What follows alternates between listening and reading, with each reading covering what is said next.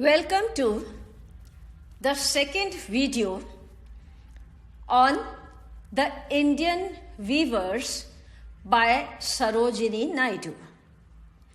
In this video, we shall discuss the second question that has been asked by the poetess to the weavers.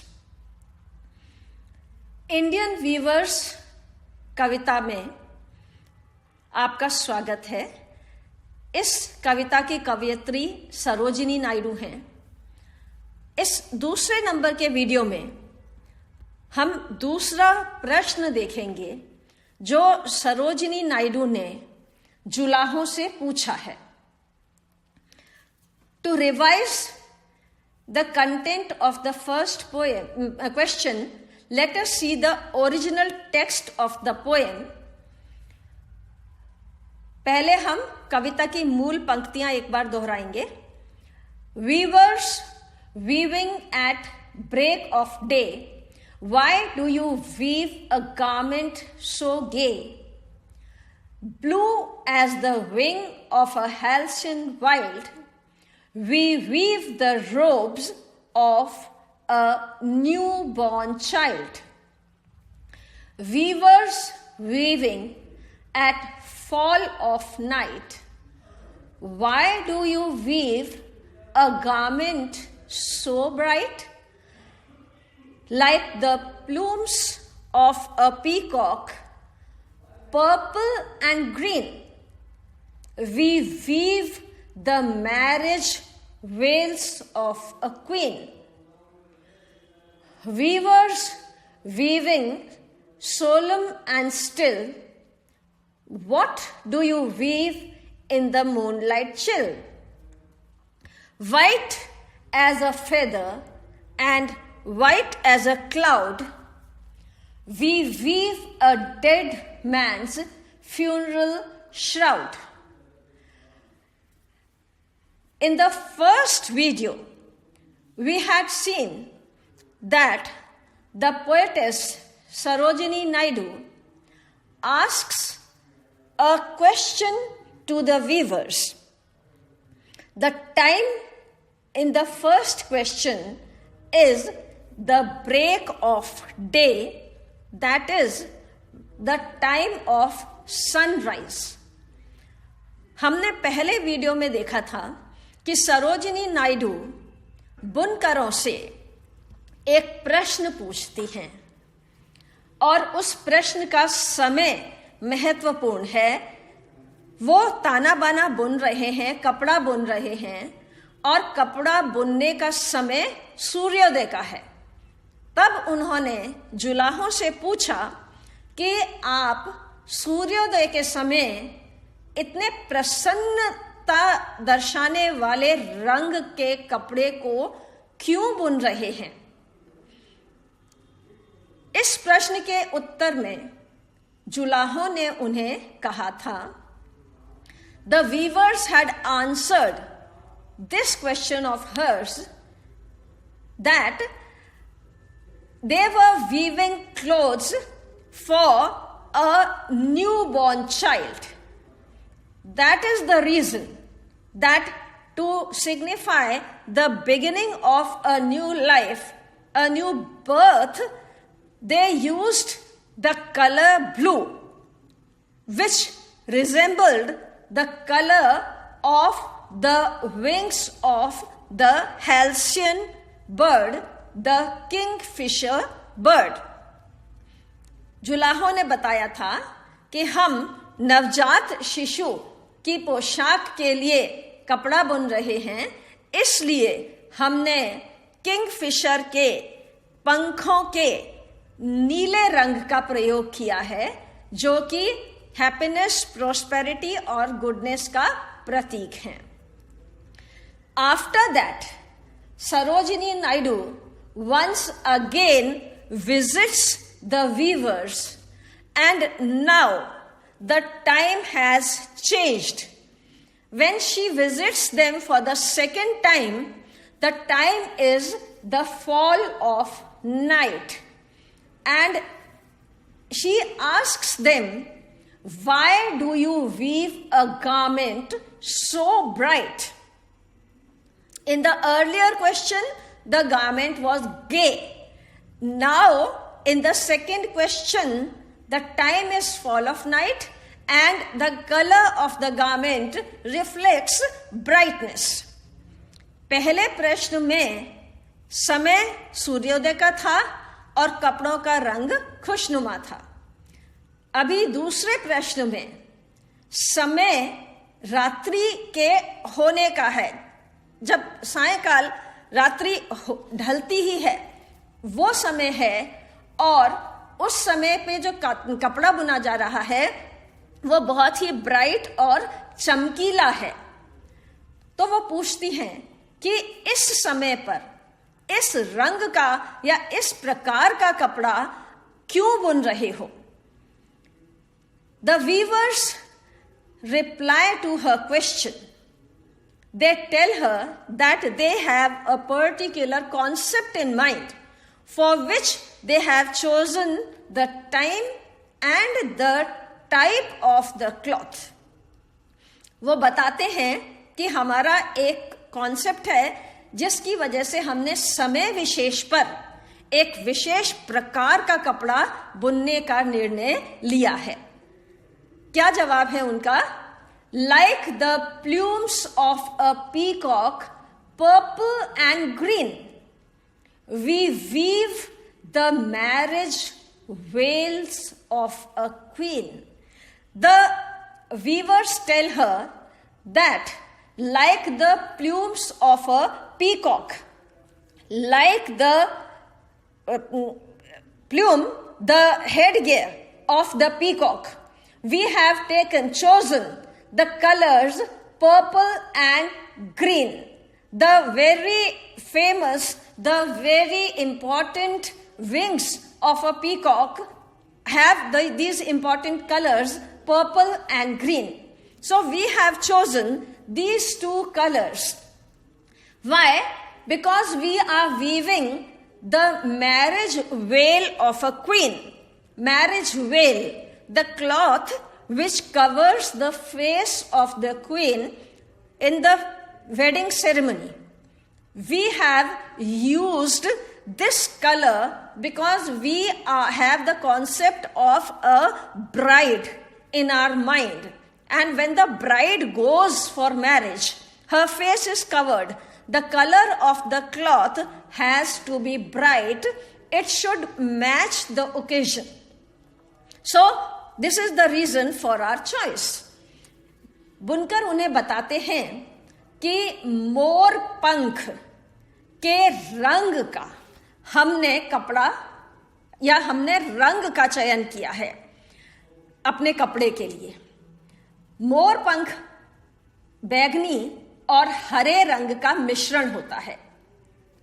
इस मोर पंख को के रंगों को हमने चुना है और जो हमारे मन में कॉन्सेप्ट है, इसको लेकर जो प्रतीक हमारे मन में है वो है एक रानी का, एक महारानी का, जो विवाह समारोह में जा रही हैं, अपने विवाह के लिए जा रही हैं और उनका चेहरा एक कपड़े से ढका हुआ है जो घूंघट के प्रकार का है.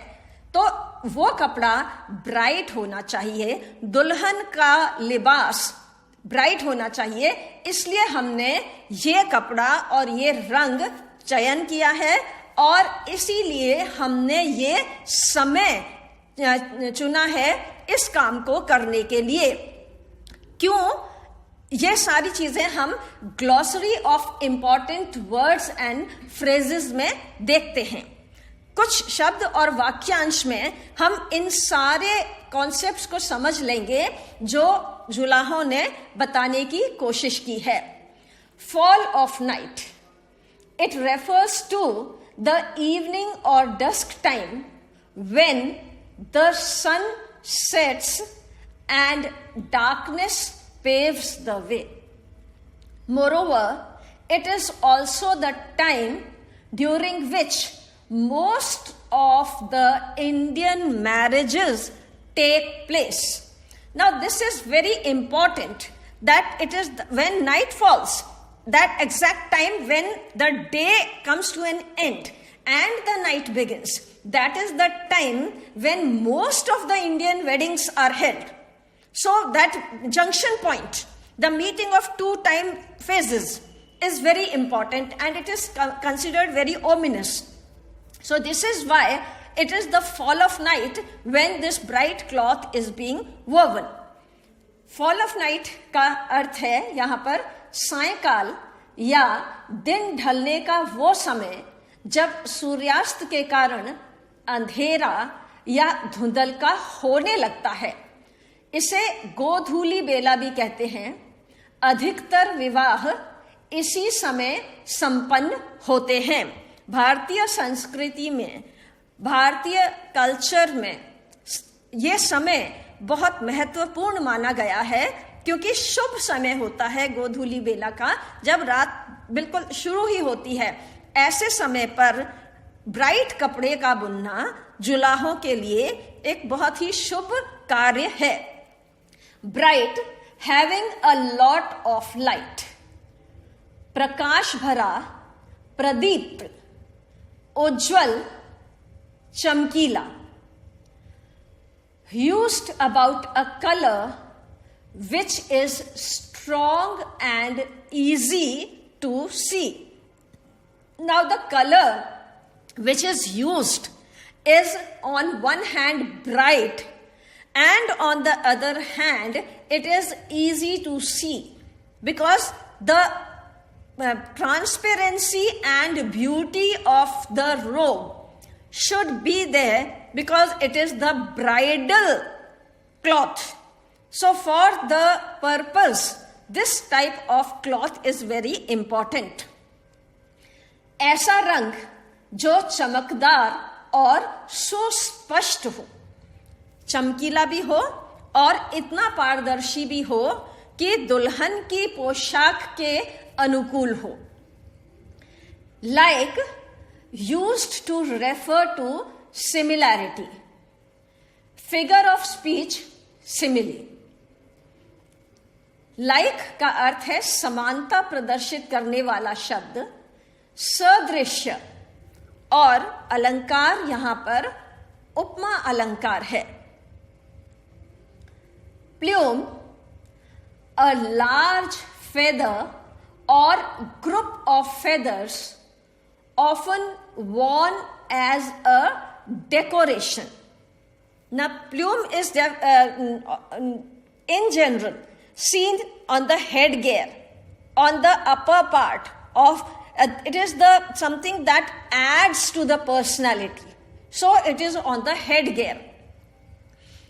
प्लूम का अर्थ है सजावट के लिए टोपी आदि पर लगाया बड़ा पंख या पंखों का गुच्छा.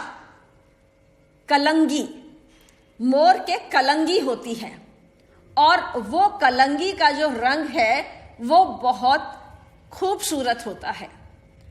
तो यहां पर मोर पंख और मोर की कलंगी के रंग को प्रयुक्त किया गया है, ये बताने के लिए कि विवाह जब होता है तो वो विवाह इतना महत्वपूर्ण होता है, और उस विवाह के साथ जुड़ी हुई जितनी भी रंग बिरंगी अनुभूतियां होती हैं, रंग बिरंगे अनुभव होते हैं, वो सब के सब बहुत महत्वपूर्ण हैं, जो इन रंगों के माध्यम से प्रतीकात्मक रूप से दर्शाए गए हैं. The colors chosen here are symbolical. Now, peacock, a large bird with beautiful long blue and green tail feathers that it can lift up and spread out. मोर, एक बड़ा और सुंदर पक्षी जो पंख फैलाकर नाचता है. मोर साधारणतया भारत में आराम से देखने को मिलता है, और इस मोर की विशेषता है कि ये अपने पंख फैलाकर नाचता है. तो मोर का ये क्रिया, मोर की ये क्रिया, this particular activity of the peacock reflects our coordination with life. We expand ourselves and we dance to the tune of life. Purple and green. The colors purple and green symbolize sorrow and happiness, or struggle and ease in one's adult stage. And these all colors, or ups and downs of life, make the adulthood bright.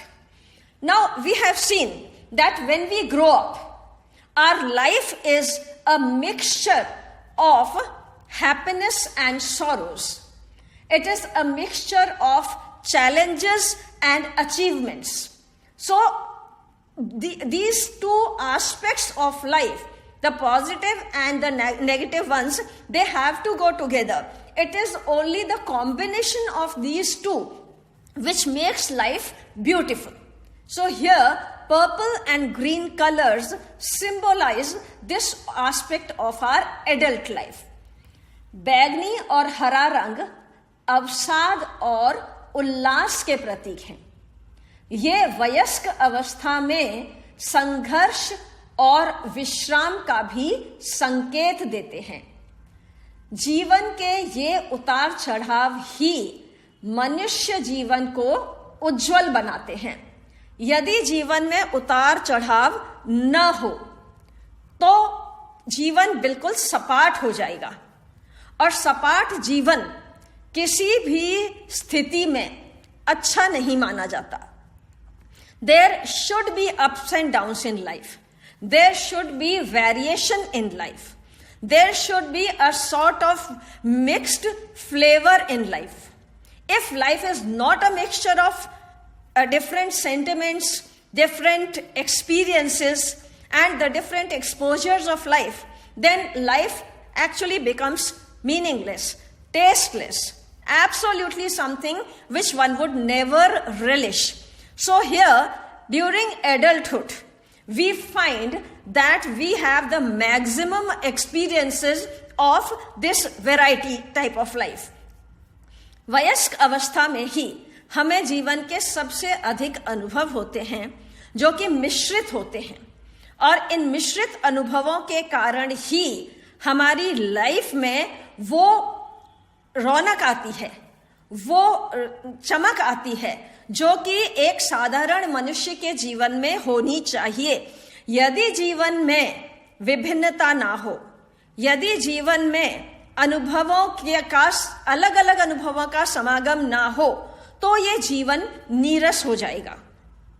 और वयस्क अवस्था में हमारे लिए एक मिश्रित स्थिति का होना बहुत स्वस्थ माना जाता है. इसलिए एडल्टहुड का ये concept of something good happening in life and something going a little bit wrong, and then we making efforts to put it right, that is what adulthood means. वयस्क अवस्था वो होती है जिसमें कुछ अच्छा भी हो रहा होता है, कुछ चुनौतीपूर्ण भी हो रहा होता है.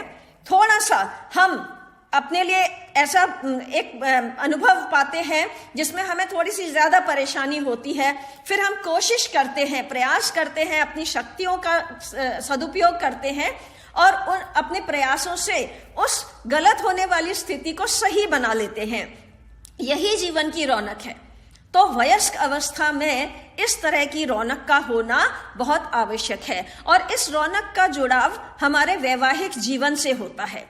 These things are strongly connected with marriage life, because marriage means family, and family means a mixture of experiences. So that is why he has put, the weaver has put this concept in the cloth that he is weaving.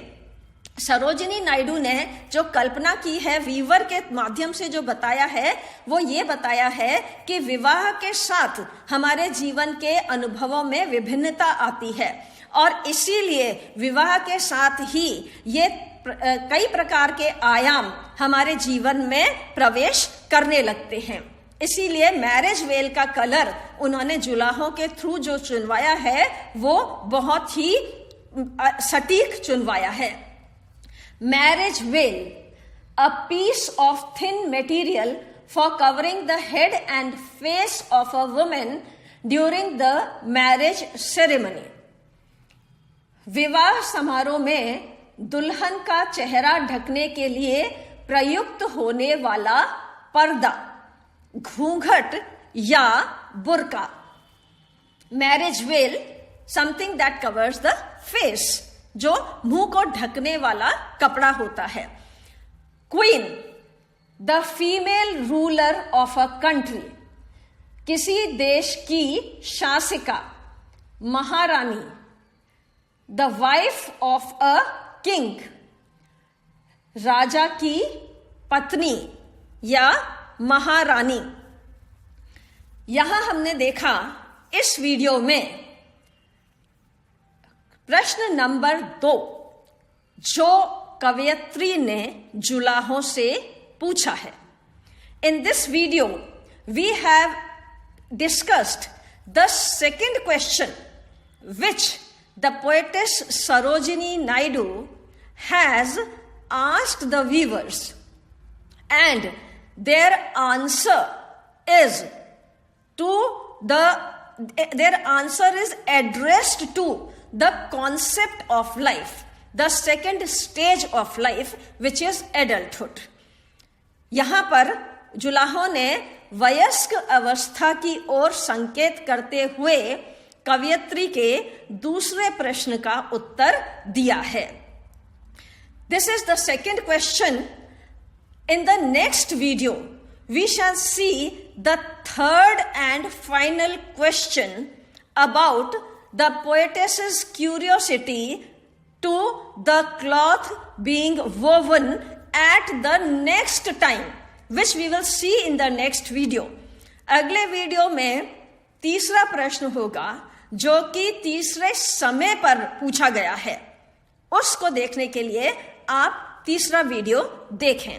Kindly see the third video for the third question। Thank you। धन्यवाद।